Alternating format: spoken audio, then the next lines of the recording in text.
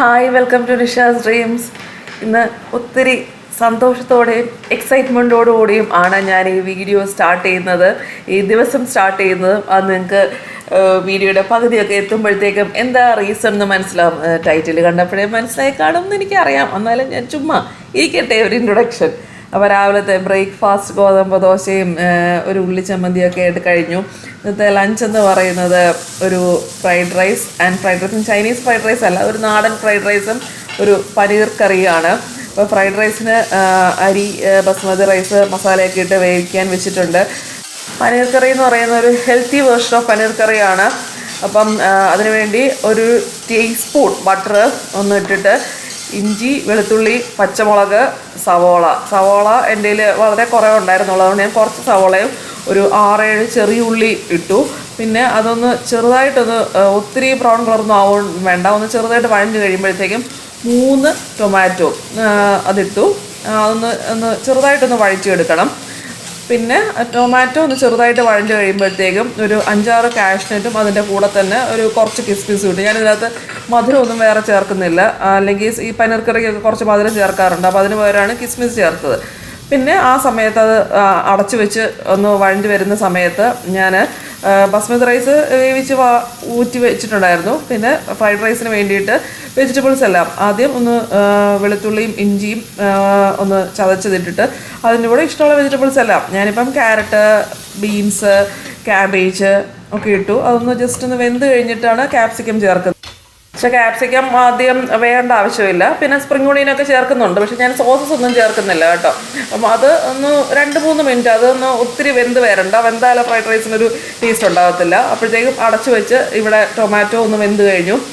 അതൊന്ന് കുറച്ചൊന്ന് വെന്ത് കഴിഞ്ഞിട്ട് ഞാൻ ഫ്ലെയിം ഓഫാക്കി തണുക്കാനായിട്ട് ഞാൻ ഫാനിൻ്റെ അടിയിൽ കൊണ്ട് വെച്ച് വേഗം തണുപ്പിച്ചെടുത്തായിരുന്നു കേട്ടോ. അപ്പോഴത്തേക്ക് അപ്പുറത്ത് വെജിറ്റബിൾസും വേഗം വെന്ത് കഴിയുമ്പോഴത്തേക്ക് 2 മിനിറ്റ് ഒന്ന് വേവിച്ചതേ ഉള്ളൂ കേട്ടോ. അത് അടച്ച് വെക്കത്തൊന്നുമില്ല, ഫ്രൈഡ് റൈസിന് വേണ്ടി അടച്ച് വെക്കണ്ട. അപ്പോഴത്തേക്കും വെന്ത ബസ്മതി റൈസ് കഴിഞ്ഞാൽ 3/4 വേഗം ആയാൽ മതി കേട്ടോ. ഇപ്പോൾ കാണുമ്പോൾ തന്നെ നിങ്ങൾക്ക് മനസ്സിലാവില്ല, കുഴഞ്ഞു പോയാൽ അതും കൊള്ളത്തില്ല. വേഗം ഇട്ട് ഒന്ന് ഇളക്കിയെടുത്തു. സോസൊന്നുമില്ല, ഇങ്ങനെ ചേർക്കുമ്പോഴേ നല്ല ടേസ്റ്റാണ് കേട്ടോ. അപ്പം ഈ അരി ഞാൻ പട്ട, ഗ്രാമ്പു, ഏലക്ക, നമ്മൾ ബിരിയാണിക്ക് ഉണ്ടാക്കുന്ന പോലെ പട്ട, ഗ്രാമ്പു, ഏലക്ക ഇട്ടാണ് അരി വേവിച്ചത്. അപ്പോഴത്തേക്കും നല്ല ടേസ്റ്റാണ്. സോസ് ചേർക്കാതെ ഉണ്ടാക്കുമ്പോഴത്തേക്ക് ഇങ്ങനെ ഉണ്ടാക്കിയാൽ മതി. അരി പട്ട, ഗ്രാമ്പു, ഏലക്ക അങ്ങനത്തെ സ്പൈസസ് ഒക്കെ ഇട്ട് അരി വേവിച്ചെടുത്തു. പിന്നെ ഈ വെജിറ്റബിൾസ് ഒക്കെ ഇട്ടെടുത്തു. സോസ് ഇല്ലാതെ ഉണ്ടാക്കുമ്പോൾ ഈ രീതിയിൽ ഫ്രൈഡ് റൈസ് ഞാൻ ചെയ്യാറുണ്ട്. പിന്നെ വേറൊരു പാനിൽ ഇച്ചിരി ഒരു 1/2 ടീസ്പൂൺ ബട്ടറും കൂടി ഇട്ട്, ടേബിൾ സ്പൂൺ അല്ല കേട്ടോ, ടീസ്പൂണാണ്, ബട്ടറും കൂടി ഇട്ടിട്ട് അതിനകത്തോട്ട് കുറച്ച് മഞ്ഞൾപ്പൊടി, മുളക് പൊടി,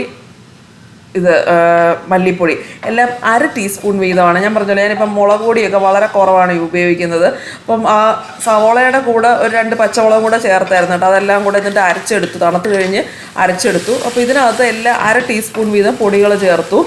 എന്നിട്ട് ഈ അരച്ചെടുത്ത് ഈ സവോള, ടൊമാറ്റോ മിക്സ് എല്ലാം കൂടെ നന്നായിട്ടൊന്ന് ഇളക്കി വഴറ്റിയെടുക്കണം, ആ ഒരു പച്ച ടേസ്റ്റ് മാറുന്ന വരെ. അപ്പോൾ ആവശ്യത്തിന് വെള്ളവും കൂടെ ചേർക്കാം. ഇതിനകത്ത് ഇനി വേറെ ഞാൻ ക്രീമൊന്നും ചേർക്കാമെന്ന് ഞാൻ പറഞ്ഞല്ലോ, ഒട്ടും ബട്ടറും വളരെ കുറവാണ്, ക്രീമും ഒന്നും ചേർക്കുന്നില്ല. ഒരു ഹെൽത്തി വേർഷൻ ഓഫ് പനീർ കറി എന്ന് വേണമെങ്കിൽ പറയാം. മധുരം ചേർക്കുന്നില്ല, ക്രീം ചേർക്കുന്നില്ല, പക്ഷേ ടേസ്റ്റിയാണ്. ടേസ്റ്റിന് കുറവൊന്നുമില്ല, ഒരു വിധം നല്ല ടേസ്റ്റി ആയിട്ടാണ് വരിക. തിക്ക് കൺസിസ്റ്റൻസി ഭയങ്കരമായിട്ടൊന്നുമില്ല. എന്നിട്ട് ലാസ്റ്റ് ഒന്ന് ചെറുതായിട്ടൊന്ന് വറ്റി തുടങ്ങുമ്പോഴത്തേക്കും പനീറും കൂടെ ചേർക്കും. പനീർ ഞാൻ ഫ്രൈ ചെയ്തൊന്നും എടുക്കുന്നില്ല. ഇതിപ്പം 400 ഗ്രാം പനീറുണ്ട് കേട്ടോ. 2 ദിവസത്തേക്കാണ് ഉണ്ടാക്കുന്നത്. 400 ഗ്രാം പനീറാണ്. ലാസ്റ്റ് കസൂരി മേത്തി, എനിക്ക് കസൂരി മേത്തിയുടെ ടേസ്റ്റ് നല്ല ഇഷ്ടമാണ്, അതുകൊണ്ട് കുറച്ചധികം ചേർത്തു. എന്നിട്ട് അത് തിളച്ച് വരുന്ന സമയത്ത് മല്ലിയില ചെറുതായിട്ട് അരിഞ്ഞ് ചേർത്തു. പിന്നെ ലാസ്റ്റ് ഇച്ചിരി പെരിഞ്ചീരകം പൊടിച്ചും കൂടെ ചേർത്തായിരുന്നു കേട്ടോ. അത് വീഡിയോ കിട്ടിയിട്ടില്ല. എന്നിട്ട് ഒരു പകുതി കുറച്ച് തിക്ക് കൺസിസ്റ്റൻസി ആകുമ്പോഴത്തേക്കും അത് ഓഫ് ചെയ്തു. 2 ദിവസത്തേക്കുള്ള പനീർ കറിയും ഫ്രൈഡ് റൈസും ഉണ്ടാക്കി റെഡിയാക്കി സെറ്റാക്കി വെച്ചു. അപ്പം നല്ല ടേസ്റ്റിയാണ്. നല്ലൊരു healthy tasty fried rice paneer കറിയാണ്. പക്ഷേ നല്ല ടേസ്റ്റായിരുന്നു. രണ്ടും സീരിയസ് ആയിട്ട് നല്ല ടേസ്റ്റാണ്. ട്രൈ ചെയ്ത് നോക്കുക. ഇങ്ങനെ ഒരു ഡയറ്റൊക്കെ നോക്കുകയാണെങ്കിൽ ട്രൈ ചെയ്യാൻ പറ്റിയ ഫ്രൈഡ് റൈസ് പനീർ കറിയാണ്. ടേസ്റ്റിയാണ്, ഹെൽത്തിയാണെന്ന് പറയാം. ഹലോ, ഇന്നിപ്പോൾ ഞങ്ങളൊന്ന് പുറത്തോട്ട് പോവാണ്. മുല്ലേട്ടാ, നമ്മൾ എവിടെ പോവാ? എങ്ങോട്ട് ടാറ്റ പോന്ന്? അറിയില്ലേ? പറ. ഇല്ല, പ്ലീസ് പറ. മുല്ലേട്ട എങ്ങോട്ടാന്ന് അറിഞ്ഞൂടാ എങ്ങനെയാ വണ്ടി ഓടിക്കുന്നത്? അല്ല, നമ്മൾ ആദ്യം പോകുന്നത് എങ്ങോട്ടാ?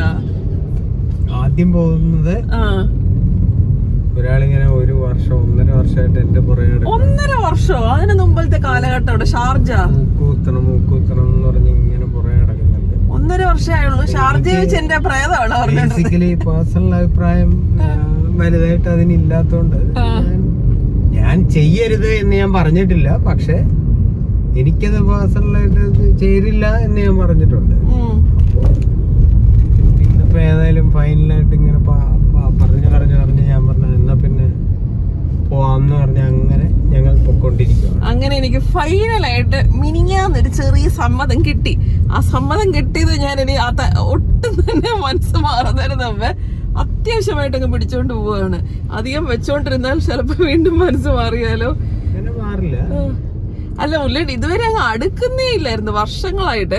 ഷാർജയെ വെച്ചിട്ട് എന്റെ ഡാൻസറും ഒക്കെ അന്നേ ഒരുപാട് പേര് പറയുമായിരുന്നു നിഷിക്ക് മൂക്കുത്തി നന്നായിട്ട് ചേരും അങ്ങനെ അങ്ങനെ പണ്ട് വർഷങ്ങളായിട്ട്. അപ്പോഴൊന്നും മുല്ലേടൻ തീരെ എടുക്കുന്നുണ്ടായിരുന്നില്ല. ഞാൻ ഇവിടെ എത്തിയിട്ട് ഞാൻ ഇടയ്ക്കൊക്കെ ഒന്ന് ചോദിച്ചു. പിന്നെ ഞാൻ ഒത്തിരി ഒന്നും നിർബന്ധിച്ചിട്ടില്ല. ഞാൻ നിർബന്ധിച്ചിട്ടില്ലല്ലോ.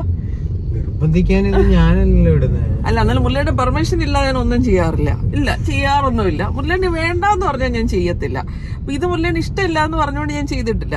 മിനിഞ്ഞാന്ന് ഞാൻ ഇങ്ങനെ ജസ്റ്റ് അത് ചോദിക്കാൻ കാരണം എനിക്കിങ്ങനെ ഞാൻ മന്ത്ലി ഈ നക്ഷത്ര ജ്വല്ലറിക്ക് നമ്മളിങ്ങനെ ഇൻസ്റ്റാൾമെന്റ് പോലെ മേടിക്കില്ല. ഫസ്റ്റ് ടൈമാണ് ഞാൻ ഇൻസ്റ്റാൾമെന്റ് സ്കീമിൽ പൈസ കൊടുക്കുക. അത് മുരളിയുടെ എന്താണ്ടും അവിടെ നിന്ന് മേടിക്കാൻ പോയപ്പോൾ ഒരു പ്രാവശ്യം അവരിങ്ങനെ ചോദിച്ചു ഇൻസ്റ്റാൾമെന്റ് സ്കീമിൽ ഒരു ഇതുണ്ട് ഗോൾഡ് മേടിക്കാനും പർച്ചേസ് ചെയ്യാനായിട്ട്. അപ്പൊ ഞാനിങ്ങനെ ചെറിയ എമൗണ്ട് 2000 വെച്ചിട്ട് സ്റ്റാർട്ട് ചെയ്തതാണ് മന്ത്ലി. അപ്പൊ 1 വർഷം കഴിഞ്ഞപ്പോൾ അവർ പറഞ്ഞു ഇനിയും ഇടണ്ട, കഴിഞ്ഞ് ഇപ്പൊ ഈ ഒക്ടോബർ കഴിഞ്ഞപ്പോൾ ഇനി ഇടണ്ട, മേടിച്ചോളൂ എന്ന് പറഞ്ഞു. അപ്പൊ 2000 വെച്ചിട്ടല്ലേ ഇട്ടോണ്ടിരുന്നത്. അപ്പൊ ചെറിയ എമൗണ്ട് ഇപ്പം മെച്ചുവർ ആയിട്ട് എനിക്ക് 24,000 ആണ് ആയത്. അപ്പം നമുക്ക് എക്സ്ട്രാ 2,000 കൂടെ അവിടെ അവർ തരും. 26,000 പർച്ചേസ് ചെയ്യാം. അപ്പോൾ ഞാൻ വെച്ചു 26,000 പ്രത്യേകിച്ച് ഒരു വളം മേടിക്കാൻ ഒരു ഓവൻ പോലും ഇല്ല. പിന്നെ നമ്മൾ എക്സ്ട്രാ വീണ്ടും പൈസ കൊടുക്കണം. എക്സ്ട്രാ എനിക്ക് എന്നെ മുടക്കാൻ ഏതായാലും ഇൻട്രസ്റ്റ് ഇല്ല. ഗോൾഡിനായിട്ട് ഞാൻ മുടക്കിയിട്ട് ഞാനങ്ങനെ ഭയങ്കര ഗോൾഡ് ക്രേസ് ഉള്ള ഒരാളൊന്നുമല്ല. വെറുതെ എക്സ്ട്രാ മുടക്കണ്ട. അപ്പോൾ എൻ്റെ മനസ്സിൽ വീണ്ടും ആ ഐഡിയ ഇങ്ങനെ മുട്ടിട്ടു. പെട്ടെന്ന് മൂക്കുത്തിയാലോ എന്ന് ആലോചിച്ചു. അല്ലാതെ എനിക്ക് കമ്മലൊന്നും ഞാനങ്ങനെ ഹാങ്ങും ഗോൾഡൊന്നും യൂസ് ചെയ്യാറില്ല. അല്ലെങ്കിൽ പിന്നെ ഇങ്ങനത്തെ ഡയമണ്ടിനൊക്കെ കൂടുതലാവും. അപ്പം ഞാൻ വിചാരിച്ചു പെട്ടെന്ന് ഈ ആഗ്രഹം വന്നു. അപ്പം ചെറിയ മൂക്കുത്തിയാകുമ്പോൾ പെട്ടെന്ന് ഞാൻ അപ്പം തന്നെ ഒന്ന് ചോദിച്ചതാണ്. ആദ്യം എന്താണ് ആദ്യം പറഞ്ഞത്? എനിക്ക് വലിയ ഇൻട്രസ്റ്റ് ഇല്ല, നിനക്ക് വേണമെങ്കിൽ കുത്തിക്കൊന്നും എങ്ങാണ്ട് പറഞ്ഞല്ലേ, അങ്ങനെ എങ്ങാണ്ട് പറഞ്ഞ് വേണമെങ്കിൽ കുത്തിക്കോയിൽ ചിറങ്ങ് പിടിച്ച് വലിഞ്ഞിങ്ങ് കേറി ആ വേണമെങ്കിൽ കുത്തിക്കോയിൽ. അപ്പോൾ ഇതൊക്കെ ഓരോരുത്തരുടെ ഒരു പേഴ്സണൽ ഇൻട്രസ്റ്റ് ആണ്. അപ്പോൾ നമ്മളെ പേഴ്സണൽ ഇൻട്രസ്റ്റ് ഞാൻ എന്നെ ഫോഴ്സ്ഫുള്ളി അത് സമ്മതിപ്പിക്കാൻ നോക്കിയാൽ ഞാൻ അതിനെന്താ പറയുക? ഫോഴ്സ്ഫുള്ളി ആണോ? അങ്ങനെ പറയല്ലേ. ഫോഴ്സ്ഫുള്ളി നല്ല ഇപ്പം എനിക്ക് അത് ഒരാൾക്കിപ്പം ഒരു സാധനം ചേരില്ല എന്നുള്ള എനിക്ക് തോന്നുന്നു എന്നുള്ള പറയാനുള്ള അഭിപ്രായം സ്വാതന്ത്ര്യം എനിക്കുണ്ടെന്നാണ് ഞാൻ വിശ്വസിക്കുന്നത്. മുരളിയുടെ അപ്പൊ അന്ന് പറഞ്ഞത് ഇത്രയും വർഷമായിട്ട് ചോദിക്കുന്നില്ലേ, അപ്പൊ ഇനി അങ്ങ് ചെയ്തു. അങ്ങനെയാണ് അന്ന് മിനിഞ്ഞാത്ത ഡയലോഗ് അങ്ങനെയാണ്. ഇത്രയും വർഷമായില്ലേ, ഇത്രയും വയസ്സായില്ലേ, ഇനിയും ചെയ്തു. ഞാൻ ആരെയും ഞാൻ നോ എന്ന് ഞാൻ പറയാറില്ല. പറഞ്ഞു ഇല്ല, ഞാൻ നോന്ന് ഞാൻ പറഞ്ഞില്ല. നിനക്ക് ചേരുമോ ഇല്ലയോ നീ നോക്കിയിട്ട് വേണം പറയാന്ന് മാത്രമേ ഞാൻ പറഞ്ഞു. ഞാനങ്ങനെ നോ പറയുന്ന ആളല്ല. നോ പറയുന്നവിടെ ഞാൻ എക്സ്ട്രാ വേഗൻസ് എന്ന് എനിക്ക് തോന്നുമ്പോ ഞാൻ പറയാം. അപ്പൊ ഞാനും അതുകൊണ്ട് ഇത്ര വർഷമായിട്ട് വെയിറ്റ് ചെയ്തു. അപ്പൊ ഞാൻ വിചാരിച്ചു ചെറിയ സമ്മതം കിട്ടി. പിന്നെ ഞാൻ വിചാരിച്ചു എനിക്ക് 43 വയസ്സായി, ഇനിയെങ്കിലും എന്റെ ഈ ഒരാഗ്രഹം സാധിക്കണ്ടേ എന്ന് എനിക്ക് തോന്നി. ഇനിയിപ്പം 50 വയസ്സിൽ ചെന്ന് എനിക്ക് മൂക്കുകുത്താൻ വയ്യ. അപ്പൊ 43 വയസ്സിലെങ്കിലും എന്റെ മൂക്കുകുത്തൽ ആഗ്രഹം ഒന്ന് നടത്തിയെടുക്കണ്ടേ എന്ന് എനിക്ക് തോന്നി. ആ ആഗ്രഹം ഞാനിങ്ങനെ 30 വയസ്സോട്ട് വെച്ചോണ്ടിരിക്കുന്ന ഒരു ആഗ്രഹമാണ്. അപ്പൊ ഒരു 10, 12, 13 വർഷങ്ങളായി ചെയ്തേക്കാം എന്ന് വിചാരിച്ചു. അപ്പൊ ഞാനിങ്ങനെ അവിടെ ചെന്ന് നോക്കണം. എന്റെ എമൗണ്ടിനകത്ത് എൻ്റെ ആഗ്രഹം ഒരു ചെറിയ ഒരു ഡയമണ്ട്, ഒരു കുഞ്ഞ് റിങ് പോലെയാണ്. എനിക്കങ്ങനെ ഇതായിട്ട് സ്റ്റഡായിട്ട് വേണ്ട ഒരു കുഞ്ഞ് റിങ് എൻ്റെ ഈ എമൗണ്ടിനകത്ത് വരുന്നത്. എക്സ്ട്രാ പൈസ കൊടുക്കാൻ ഇൻട്രസ്റ്റ് ഇല്ല. അപ്പം അതിനകത്ത് നിൽക്കണം എന്നാണ് എൻ്റെ തോന്നൽ. നോക്കാം. വേദനയാണ്. വേദന ഇങ്ങനെ പലരുടെ വീഡിയോ ഒക്കെ അത് കഴിഞ്ഞ് എടുത്തു നോക്കി. വേദന എടുക്കുന്ന പരിപാടിയാണ്.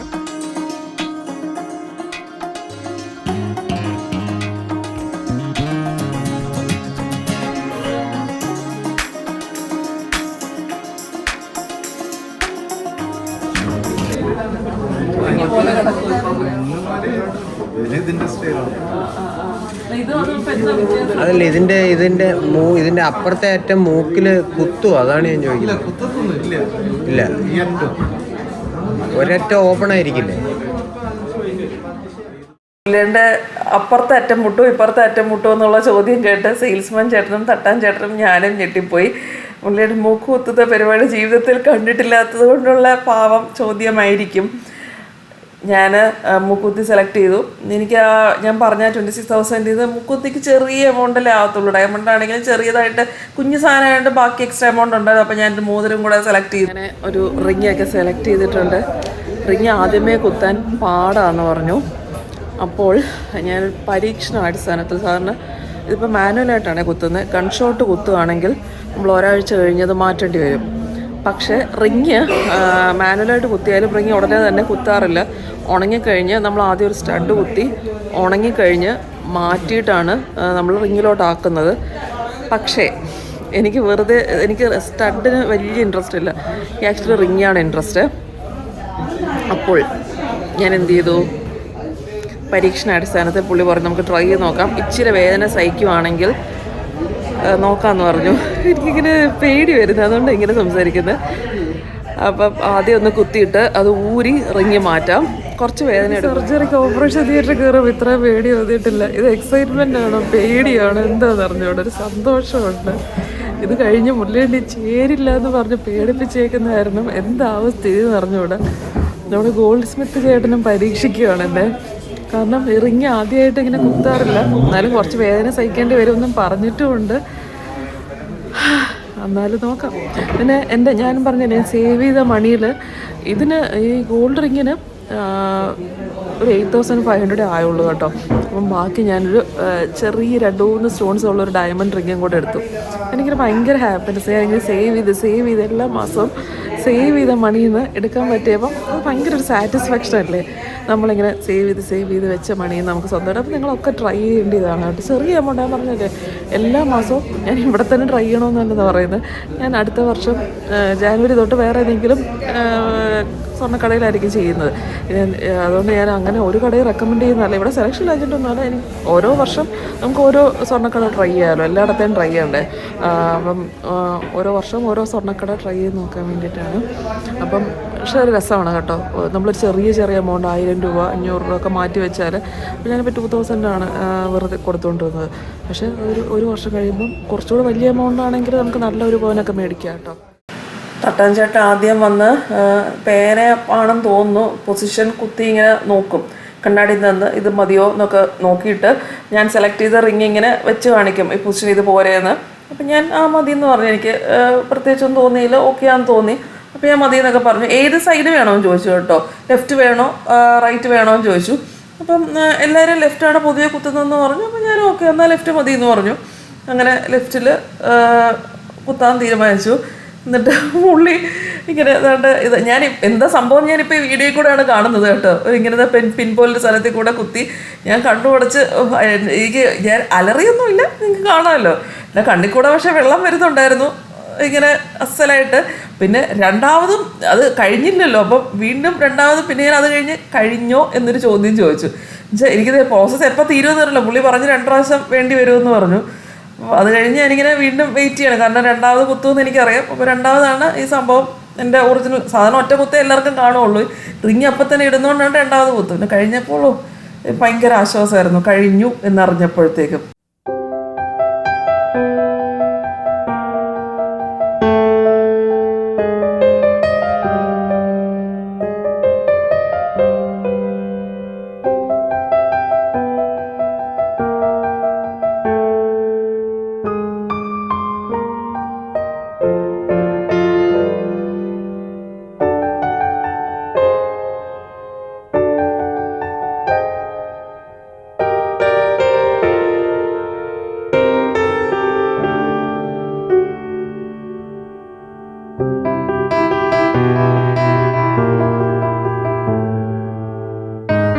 പ്രതീക്ഷിച്ചത്ര ഭയാനകമല്ലാതെ സംഭവം കഴിഞ്ഞു.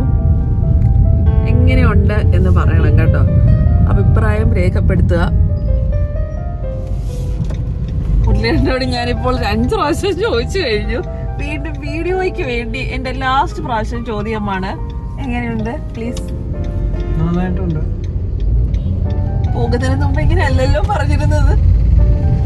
നമുക്ക് മനസ്സിൽ തോന്നുന്നത് ഒരു കാര്യം, അത് കഴിഞ്ഞത് കാണുമ്പോൾ തോന്നുന്നത് വേറൊരു കാര്യം. ഇത് രണ്ടും ആപേക്ഷികമാണ്, അല്ലാതെ ഇതിനകത്ത് റിജിഡിറ്റി ഒന്നുമില്ല. നന്ദി. Situational dependency. Thank you.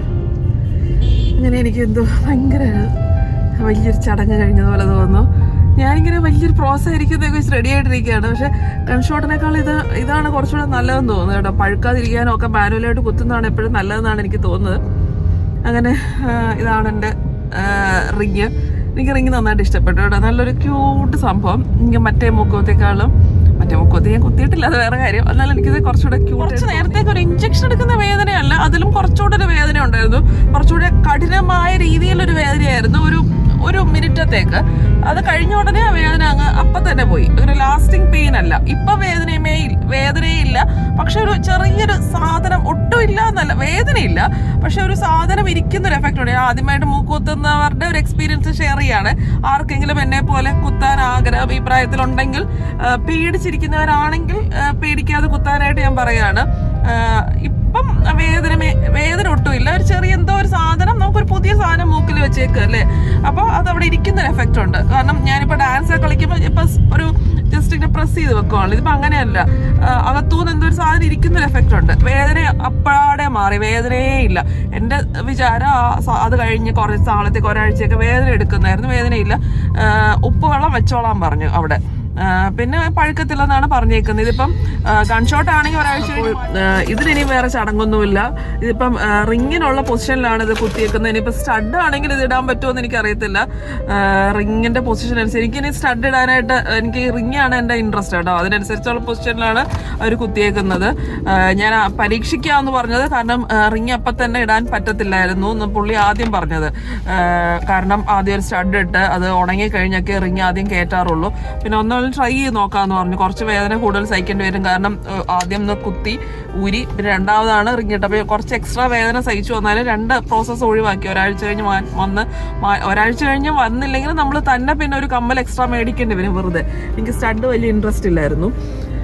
അങ്ങനെ വലിയ എൻ്റെ ഒരു ആഗ്രഹം നടത്തുന്നത് കിട്ടി. വിത്ത് മുരളിയേട്ടൻസ് പെർമിഷൻ എന്നുള്ളൊരു സന്തോഷം ഉണ്ട്. കാരണം ഞാൻ വർഷങ്ങളായി ഇങ്ങനെ ഷാർജയിൽ വെച്ചൊക്കെ ആഗ്രഹിച്ചിരുന്നൊരു കാര്യമാണ്. അപ്പം ഇതേപോലെ മൂക്ക് കുത്താൻ ആർക്കൊക്കെ ഇൻട്രസ്റ്റ് ഉണ്ട്. ഞാൻ എൻ്റെ ഫ്രണ്ട്സിനോടൊക്കെ ആദ്യം അഭിപ്രായം ചോദിച്ചപ്പോൾ അവർക്കൊക്കെ ഭയങ്കര ഇൻട്രസ്റ്റാന്ന് പറഞ്ഞു കേട്ടോ. ഇങ്ങനെ കുറേ പേർക്ക് പേടി, ഹസ്ബൻഡ് പെർമിഷൻ അല്ല, അവർക്കൊക്കെ പേടിയായിരുന്നു സംഭവം, വേദന എടുക്കുമോ. അപ്പോൾ ആ പ്രശ്നം വേണ്ടാന്ന് തോന്നുന്നു. എനിക്ക് വേദന എടുക്കൽ അതൊരു കുറച്ചൊരു 1 മിനിറ്റത്തേക്കുള്ളൊരു ഇതേ ഉള്ളൂ. എനിക്ക് പെർമിഷൻ ആയിരുന്നു പ്രശ്നം. അപ്പം ആ ഒരു ഇത് കഴിഞ്ഞ് അപ്പം നിങ്ങളുടെയൊക്കെ അഭിപ്രായം പറയണം കേട്ടോ. എനിക്ക് ചേരുന്നുണ്ടെന്നാണ് എൻ്റെ ഒരു തോന്നൽ. ചേരുന്നുണ്ട്. അതായത് നിങ്ങൾക്ക് എങ്ങനെ ഇരിക്കുന്നു എന്നുള്ളൊരു അഭിപ്രായം പറയാം. നിങ്ങളുടെ തോന്നൽ, ഓരോരുത്തരുടെയും പെർസ്പെക്റ്റീവ് ഓരോന്നാണല്ലോ. അപ്പം കമൻറ്റ് പറയുക. അത്രേ ഉള്ളൂ. എനിക്ക് സന്തോഷമായി. ബൈ.